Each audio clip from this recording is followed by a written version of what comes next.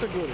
Пожарот кој зафати 10.000 квадратни метри површина во близина на кампот Андон Дуков, пеплоса дрвја, трски, опустоши лозија и имоти на граѓани кои на овој потек имаат своји имоти, обработливо земјиште и 5 дрвени бараки. Преголема е површината, жалосно за овој дел од градот, одма е до самото езеро, така да несовесноста некому ќе му донеси голема штета. Во истиот момент еден апел до сите оние кои што несовесно ги палат сиве овие работи, да намала, затоа што не можеме да издржиме ни физички, нити можеме да ја покриеме територијата која што се ја обслужуваме во моментот.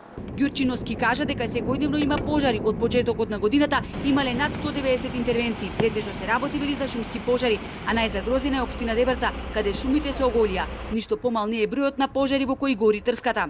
Во повеќето случаи е намерно запалено, со тоа што немаме досега никаков епилог, ние укажуваме и на Министерството за внатрешни работи и до нашиот работодавец општина Охрид дека сме соочени со намерно предизвикување на пожари, па затоа еден апел да се превземат чекори, сето ова да може да се санкционира и да може да се намали и да се заштити и вегетацијата и шумите кои што ги имаме во општината.